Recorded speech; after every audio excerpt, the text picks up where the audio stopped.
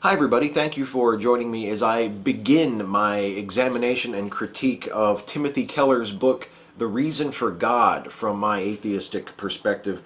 As you can see, by the way, I will be using the Kindle version of the book for this series, and I will be using the Kindle version of all of the books I'll be doing these An Atheist Read series about this year. So just for your own reference, I know some of you guys like to get the book and follow along. I really don't think it makes a difference whether you're reading the print version or the ebook version, but just so you know, I will be referring to the Kindle version for this series, and that's the version I'll be reading.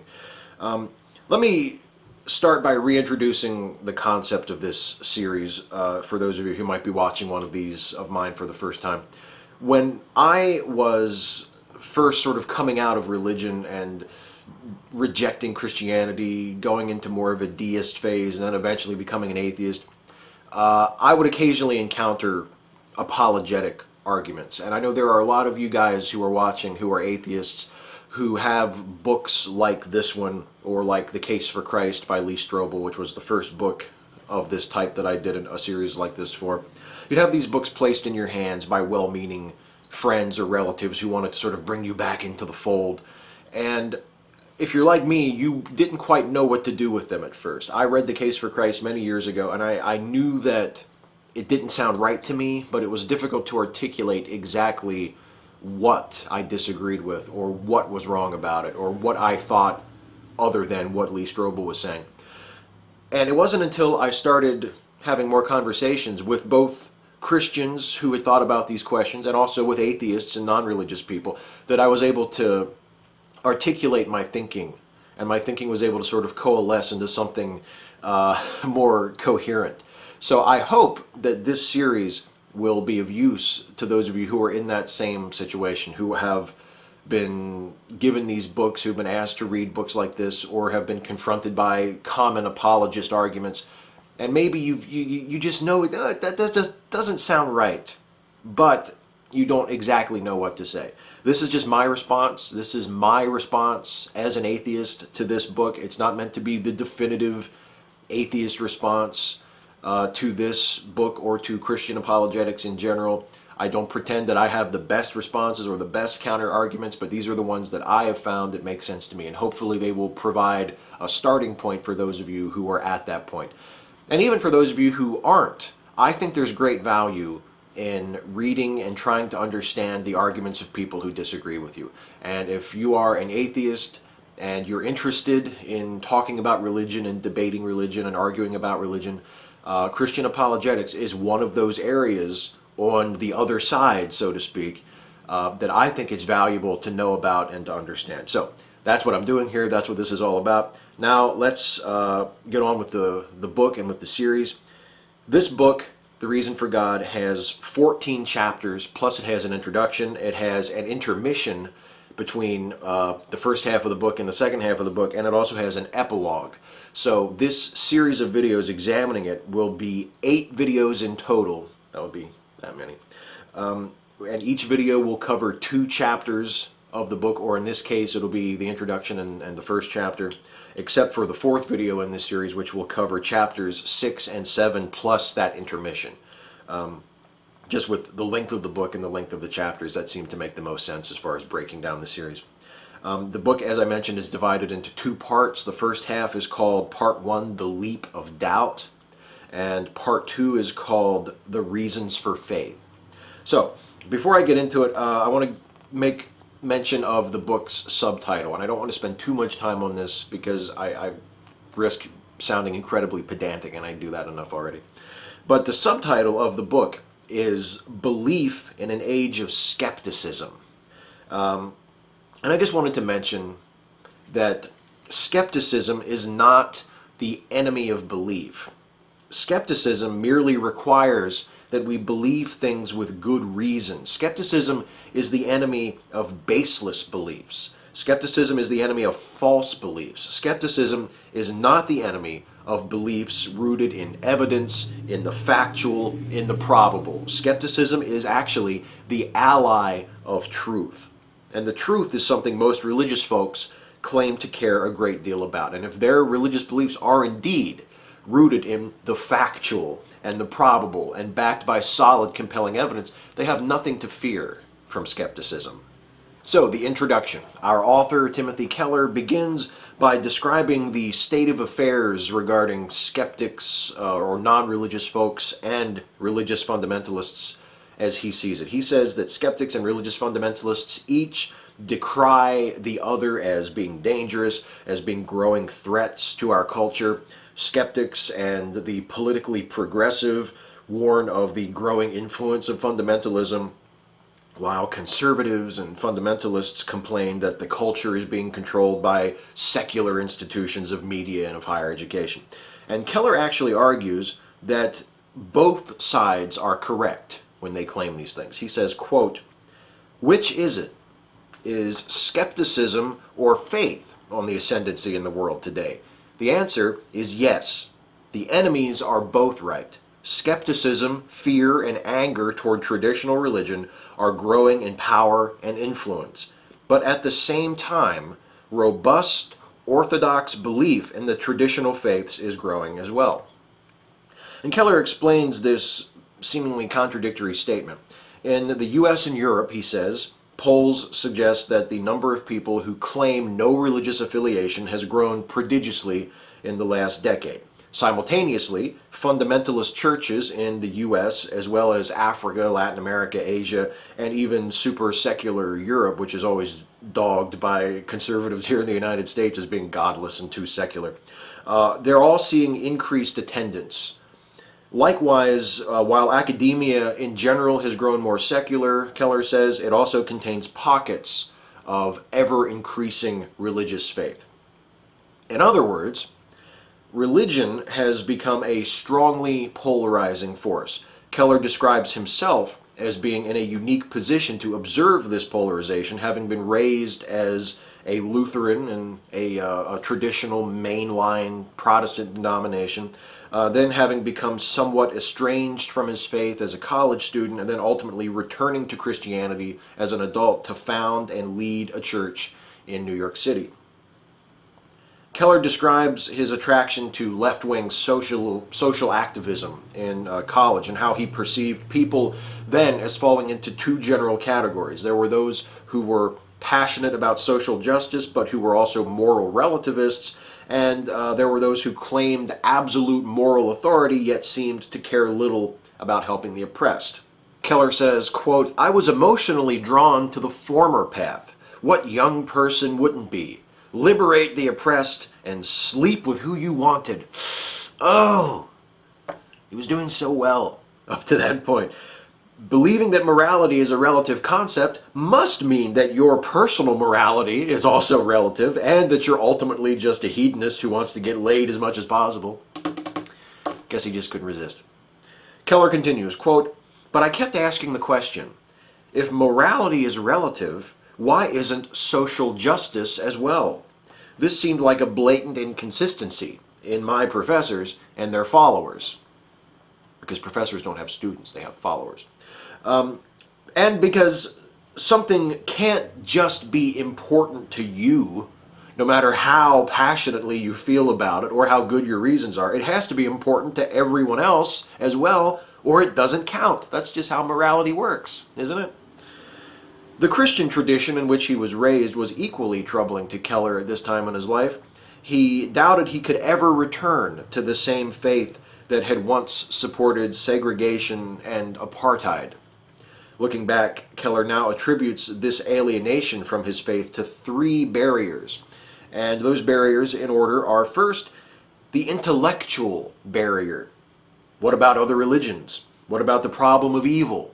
Keller claims that the more he explored these questions, the more Christianity began to make sense. And for the rest of the book, he will lay out the reasons why. And in fact, chapter 1, which I'm going to cover right after the introduction, is about the question of what about the other religions. Well, personally, I find the fact of religious pluralism and the problem of evil to be two excellent reasons for rejecting Christianity. And I find them also extremely suggestive that theism in general is a crock of shit. So I'm curious to hear how Keller actually addresses these questions and how he says they actually strengthened his faith. The next challenge is the interior barrier. This is Keller's need for first-hand experience of the presence of God, which he eventually resolved, he says, by coming to terms with his own, quote, needs, flaws, and problems. Now there's a good Christian response to an entirely reasonable source of doubt. If God is real, you might ask, why haven't I ever unambiguously seen him, heard him, or felt his presence? And a Christian might say, oh well, it must be my problem. I should really get over it. Finally, there is the social barrier. Keller longed to find a Christian group that shared his passion for social activism and also his orthodox views on God and morality. And the desire to find this third camp, as he calls it, led Keller into the ministry and eventually to found his church, which is called Redeemer Presbyterian Church in Manhattan, which, despite warnings from some that a church founded on traditional Christian teachings could never make it in New York City, is now flourishing with over 5,000 members and a network of daughter congregations throughout the metropolitan area. Quote, meanwhile, dozens of other similarly orthodox believing congregations have sprung up in Manhattan and hundreds of others throughout the 4 other boroughs. One survey showed that in the last several years, more than 100 churches had been started in New York City by Christians from Africa alone. We were as stunned by this as anyone. And Keller seems to be implying, maybe a little bit, that this rejuvenation of Christianity in Manhattan was a work of the Lord, although you'll note how prominently he positions himself and his church in the story. And false modesty of this sort is understandable from a strictly practical point of view, since it allows the supposedly humble Christian to indirectly brag on himself twice. First, by touting his accomplishments, and second, by reminding us that he did this great work with the approval and assistance of the creator of the universe, all with his modesty apparently preserved. It's pretty slick. Keller describes how Christian faith is growing in other great cities around the world, particularly the city of London, England, where young professionals and immigrants are apparently flocking to church. He says, quote, we have come to a cultural moment in which both skeptics and believers feel their existence is threatened because both secular skepticism and religious faith are on the rise in significant, powerful ways. Now this I take issue with, at least as far as it refers to the state of affairs here in the United States.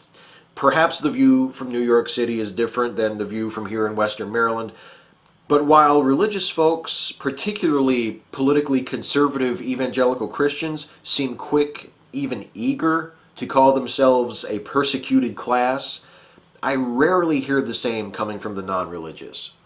I don't know how many American atheists, for example, feel that their existence is threatened by fundamentalist Christianity. If anything, the more conservative churches plant their feet and hold to outdated doctrines like biblical literalism and regressive, culturally insensitive teachings on social issues, the more we as secularists expect to see our numbers and influence grow.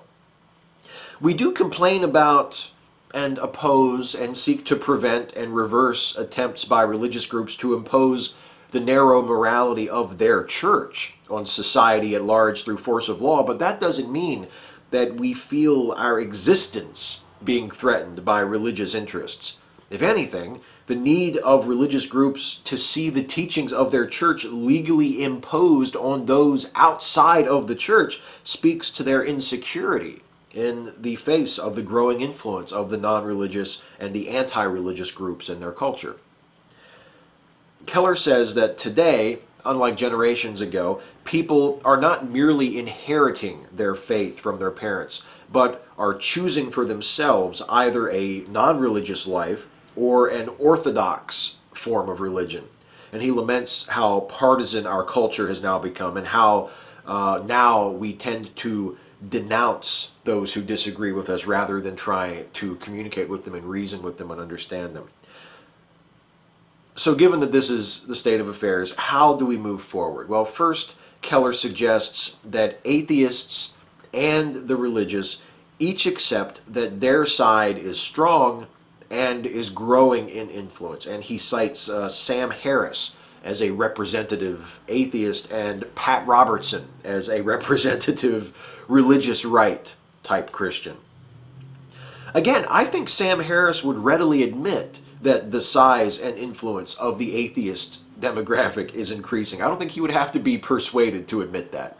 It's the Pat Robertsons of the world who are the most eager to play the victimized minority, not the non-religious types.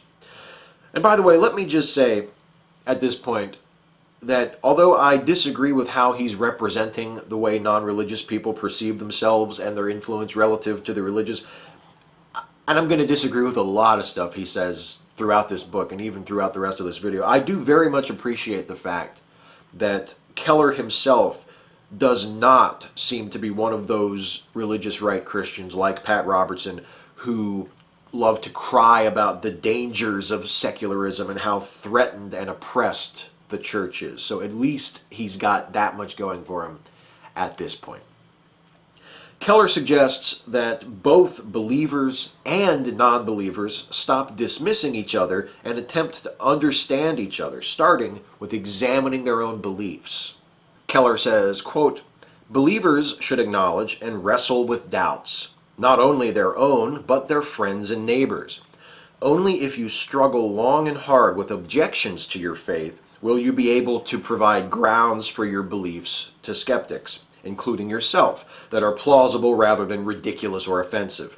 And just as important for our current situation, such a process will lead you, even after you come to a position of strong faith, to respect and understand those who doubt." Again, I appreciate the tone, I appreciate the point he's making. I think it's wonderful that a Christian author is encouraging his Christian readers to try to understand those who reject their faith. I'm totally down with all of that. But I can't help but notice how he's presuming the struggle with doubt will only eventually strengthen one's religious faith. It's also possible that acknowledging the validity of doubts and asking questions and seeking real answers will cause one to abandon that faith. Encouraging religious folks to question their faith is great, but not if you treat the result as a foregone conclusion. That's the main reason why apologetics in general is such a useless pursuit. Apologists know the answer before they even ask the question, which means they aren't actually asking a question at all. Well, Keller has advice for religious skeptics, like myself, as well. He says, quote, "All doubts, however skeptical and cynical they may seem, are really a set of alternate beliefs. For example, if you doubt Christianity because there can't be just one true religion, you must recognize that this statement is itself an act of faith. No one can prove it empirically, and it is not a universal truth that everyone accepts. The reason you doubt Christianity's belief A is because you hold unprovable belief B. Every doubt, therefore, is based on a leap of faith." No. If you doubt Christianity out of some baseless philosophical objection to the concept that there could ever be one true faith, then yes, I suppose Keller is right. But how many people who identify as non-religious, who have really thought about these issues, for whom their non-religious, atheistic, what have you, identity is a very important part of their character, reject Christianity or any other religion for that reason? It might be an act of faith to say there can't be one true religion, but I don't think it's an act of faith to say there isn't just one true religion, or even one true religion.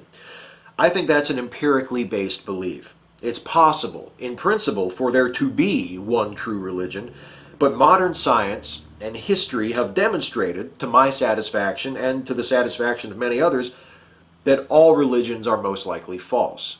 And that's not an unprovable faith position. That's an empirically based position. It's a conclusion based on a look at the evidence. You can only equate belief in religion with skepticism of religion if you assume that skeptics can only base their doubts on silly made-up principles, like there can't be just one true religion. There just can't be. Unfortunately for Keller, skepticism of religious claims can also be based, and I would say ought to be based, on empirical evidence that contradicts those claims, and often that's exactly what religious doubt is based on. Keller closes this introduction by describing how Jesus responds to doubts in the Gospels, by challenging doubters not to give up their faith, but also by providing evidence when it is asked for. And he cites the story of doubting Thomas, when Thomas is invited to touch the wounds of the risen Christ who has appeared to the disciples, and also the man who asks Jesus to help him in his unbelief and who is then blessed by Jesus and his sick child is healed. And Keller says, quote, "Whether you consider yourself a believer or a skeptic, I invite you to seek the same kind of honesty and to grow in an understanding of the nature of your own doubts. The result will exceed anything you can imagine." Again, Keller's apparent willingness to have conversations with those who disagree with him is good, as is his encouraging of self-examination among his religious readers. The problem is, he presumes that doubt is a bad thing, that doubt is just a roadblock to an even stronger faith that must be confronted and surmounted. I think I understand the source and the nature of my doubts about religion far better than he does. Now on to chapter 1, which is titled, "There Can't Be Just One True Religion." Keller says that one of the most troubling aspects of Christianity, in his experience discussing the subject with people outside the faith, is its exclusivity. People are disturbed by the fact that the doctrines of various religions are irreconcilable with one another, that all religions cannot be equally true, and that each particular faith makes its own exclusive claims to have the truth. And Keller agrees that religion in general and exclusive claims to truth among the major religions in particular is a barrier to peace in the world. By claiming to have the truth, religions condition their followers to think of themselves as superior to those from other faiths who don't have the truth, and think of themselves as more connected to God than those outgroups. So what do we do about it? Well, Keller describes 3 approaches to address religious division that he has identified as having been tried or as being tried in the world today, none of which he finds to be very effective. And the first of these 3 attempts is to outlaw religion. And Keller cites regimes like the Soviet Union, Communist China, and Nazi Germany, which either tightly controlled or banned outright the practice of traditional religions. And this only resulted in oppression, not in increased peace and harmony. Well, the problem with this is twofold. First, Keller presumes that these various regimes stood on religion's neck in order to bring about peace and harmony. But the oppression of religion under totalitarian regimes, as Keller himself even points out, isn't about spreading peace and happiness among the people. It's about strengthening the power of the state over those people and undermining, co-opting, or removing any possible rivals that could dilute that power. And I question the judgment of anyone who thinks Hitler or Stalin wanted to control the church for benevolent reasons.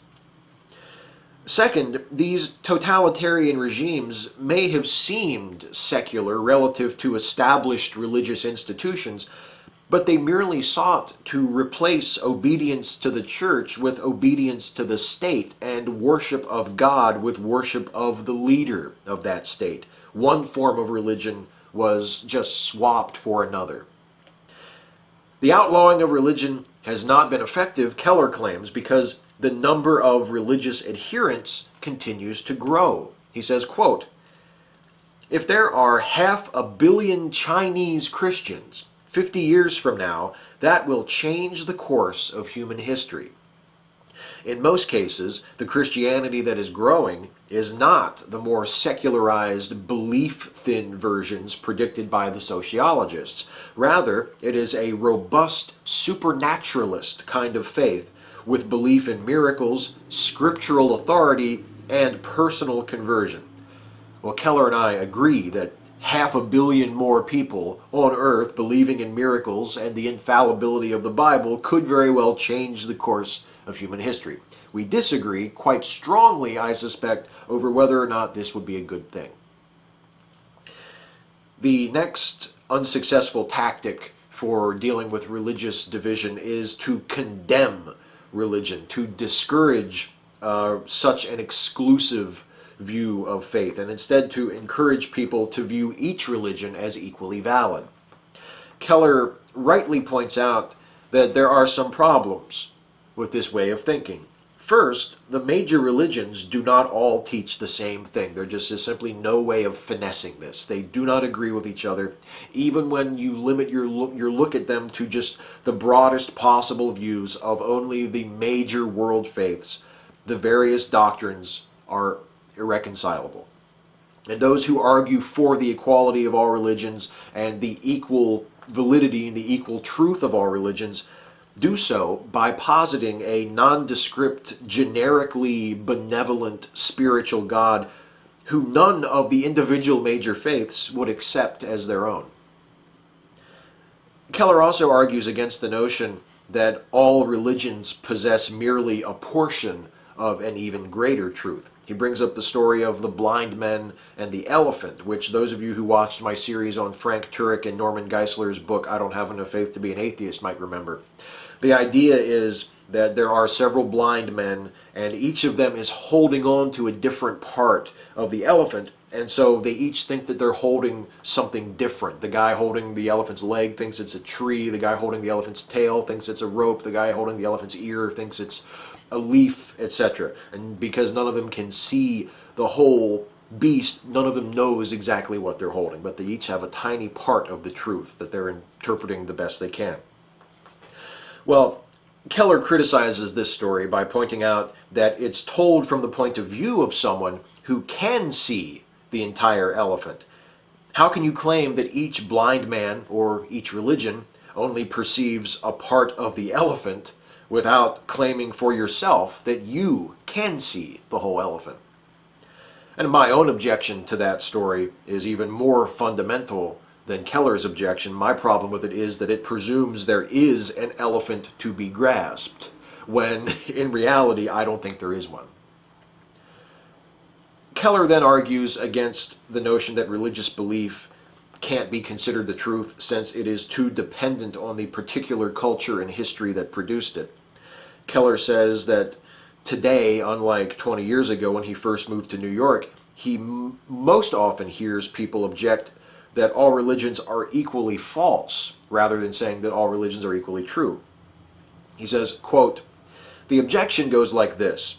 All moral and spiritual claims are the product of our particular historical and cultural moment, and therefore no one should claim that they can know the truth, since no one can judge whether one assertion about spiritual and moral reality is truer than another." And Keller calls it the objection, as though there isn't another reason to hold that all religions are equally false. Personally, my argument for the falseness of all religions is a lot simpler. They make claims that just aren't true. We can argue about how concepts of morality and spirituality differ from time to time and place to place. We can have a philosophical discussion on what it even means to call something the truth in the first place. And we could probably have a good time doing that, but we don't have to go all that way just to get to all religions are false. Because for me, it's as easy as recognizing that all religions make untrue or unfalsifiable claims about history, about the universe, and about the gods that they worship. We can go beyond that. We can talk about how we compare different moral systems to each other and what is truth if we want, but we don't have to. Then my esteem for Keller takes a real nosedive when he reminds me of Norman Geisler and Frank Turek for a second time. Quote, "If you infer from the social conditionedness of all belief that no belief can be held as universally true for everyone, that itself is a comprehensive claim about everyone that is the product of social conditions, so it cannot be true on its own terms." Yes, it's the Roadrunner tactic. Remember that? To his credit, Keller doesn't seem as stupidly proud of it as Geisler was each of the countless times he trotted it out in I Don't Have Enough Faith to Be an Atheist, but he uses it as though it means something nonetheless. It may be a true state of affairs that no belief can be held as universally true for everyone. The fact that you can describe that state of affairs in a way that makes it contradict itself does not mean that it's automatically false. It's not a serious argument. It's a trick that takes advantage of the limitations of language. I could just as easily say, oh, well, Christians believe that God is all-powerful, but if he were all-powerful, then he would have the power to contrive a task which he was incapable of completing, which would mean he wasn't all-powerful after all, which is a contradiction, which means your God can't exist, ha ha ha. Now, I suspect that Keller would recognize that for the lame-ass ploy that it is, yet he has no problem employing it to serve his own purpose. The existence of things or circumstances in the real world is not contingent on our silly philosophical brain teasers. Keller says, quote, "The reality is we all make truth claims of some sort, and it is very hard to weigh them responsibly, but we have no alternative but to try to do so." And on that, we absolutely agree. Keller then turns to the notion that it is arrogant for religions to claim that they have a monopoly on the truth and to try and convert others to accept their version of the truth.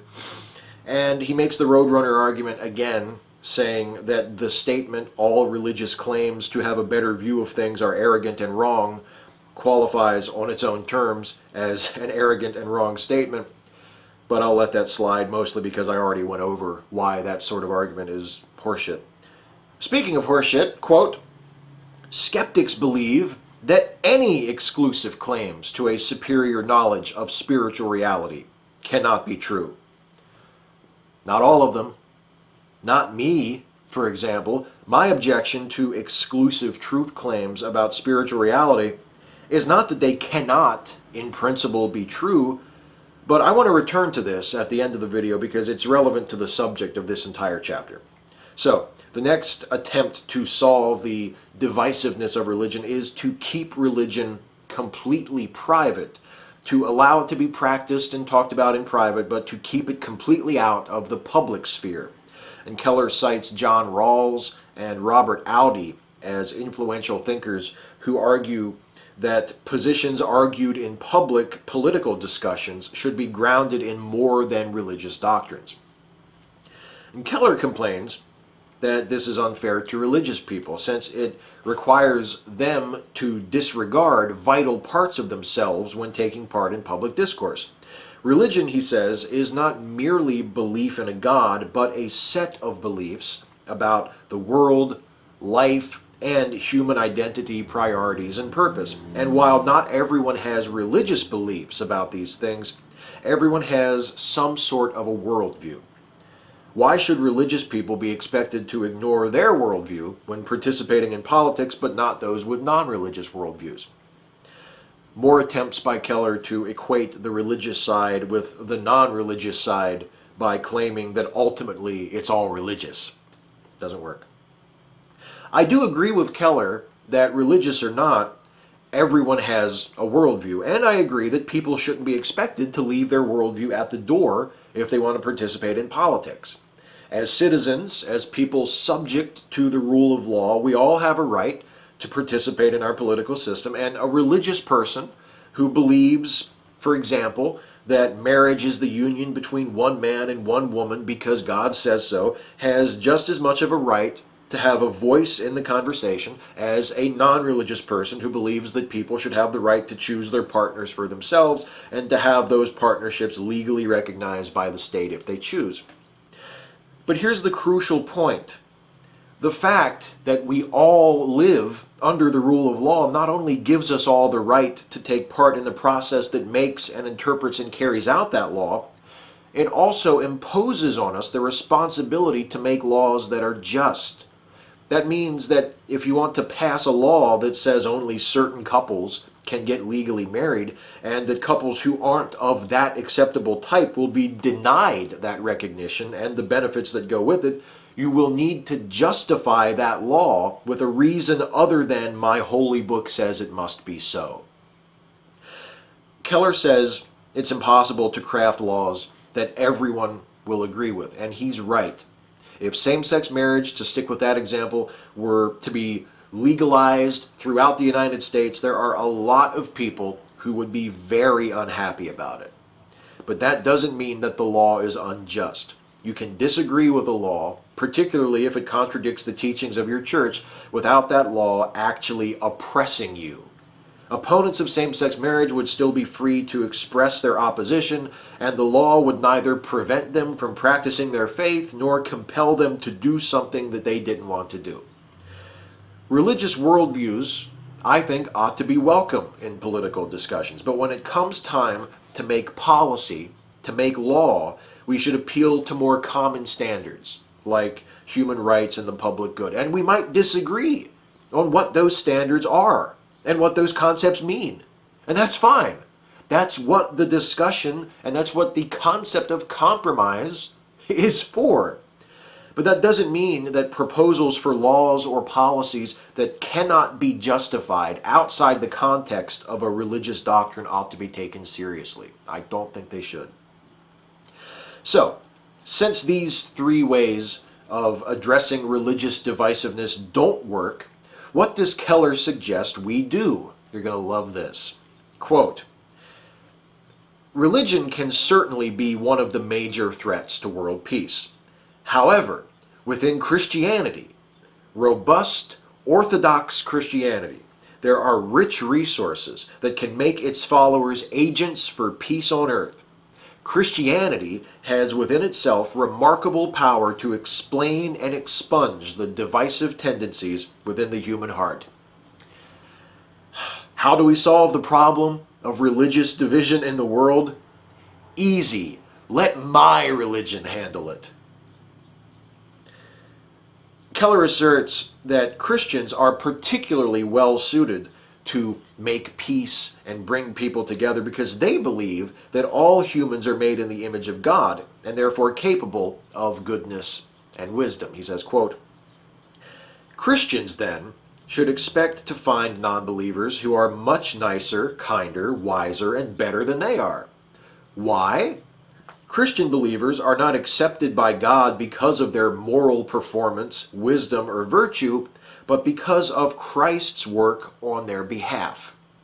The gap between Keller's idealized view of the potential of his fellow Christians and the demonstrated reality is staggering.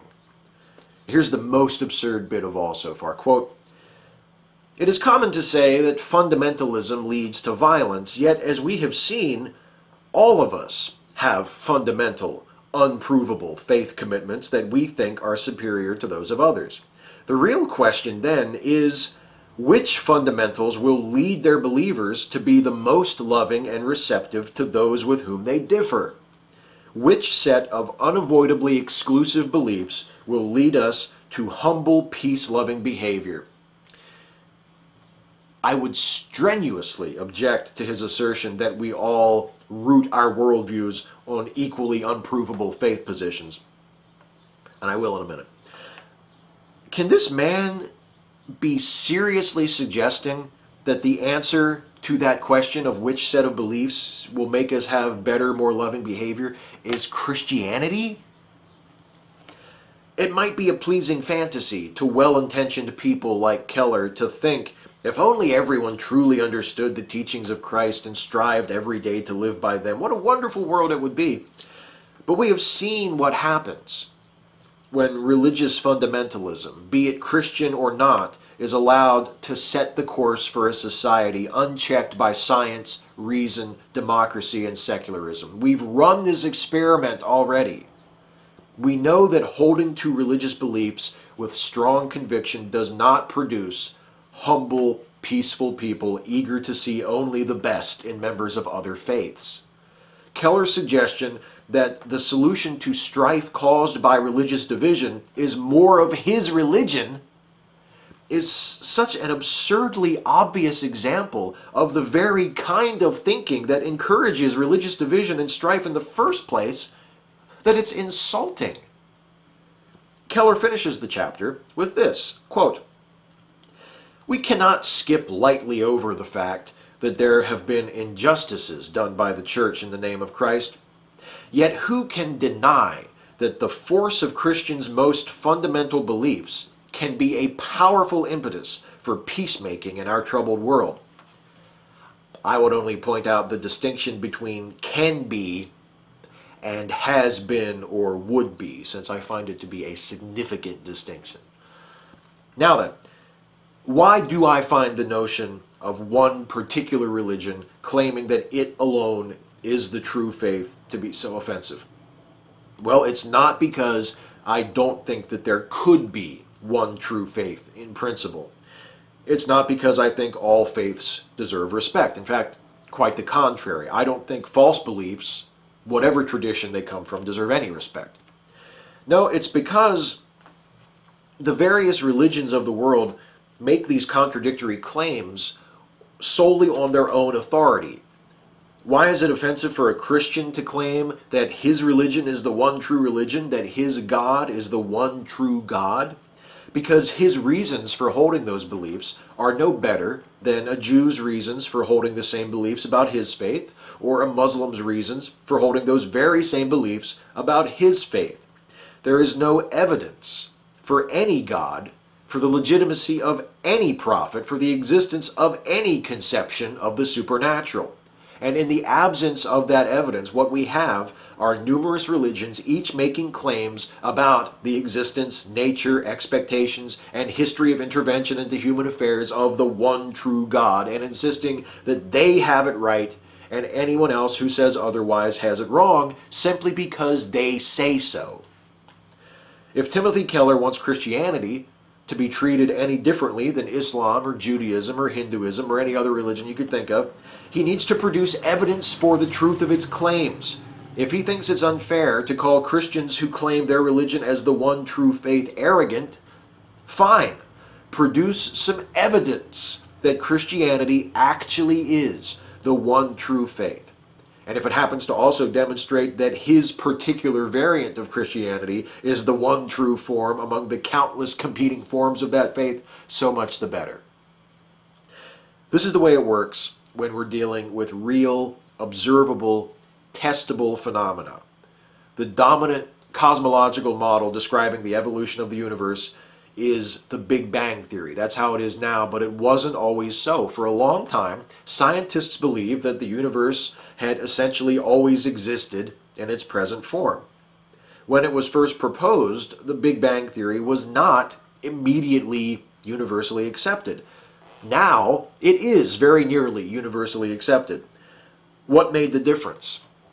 Evidence. Observable, testable evidence that supported the theory and that confirmed the predictions that the theory made.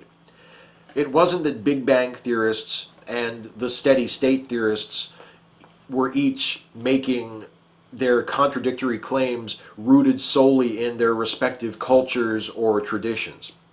The phenomena they were attempting to explain, the development of the universe, was real, and their ideas about it were testable and were subject to evidence. And when the evidence was examined, nearly everyone eventually agreed that the Big Bang Theory was almost certainly right and that the contradictory theories were almost certainly wrong. And those other theories were abandoned and the field of cosmology moved forward.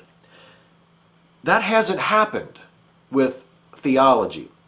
The questions and the interpretations will sometimes change a bit, but disagreements among various religions are essentially the same today on the major points as they have always been. What evidence can a Christian show to a Muslim to persuade him that Jesus was the Son of God and that Allah was not a prophet? How can it be demonstrated that one religion's concept of God is more correct than another's? Well, I say that it can't be. And I say the reason for that is simply that there is no God in the first place.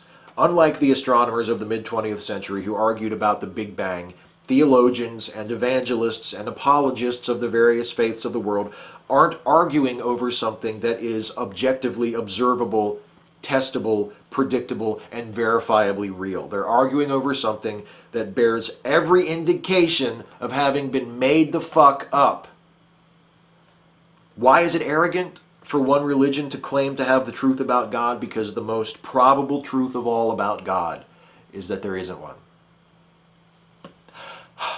Well, that's it for this video. That's it for the introduction and chapter 1. I will be back in the next video in this series to cover chapter 2, which is titled, How Could a Good God Allow Suffering? And chapter 3, which is titled, Christianity is a Straitjacket. I hope that this has been of use to you. I hope that this has been entertaining and enlightening for you. If you have anything to say, if you have a question or a comment, if you have a point to make about anything that I've spoken about that you can illuminate better than I can, because like I say, my arguments are not necessarily the best ones, please feel free to leave a comment on this video. I look forward to hearing anything you have to say. If you are a Christian watching this video and you have some argument to make against anything I've said, please feel free to leave a comment. I would love to hear what you have to say. Thank you guys for watching. I appreciate it. I'm glad that this is of interest to you, and I will see you in the next video.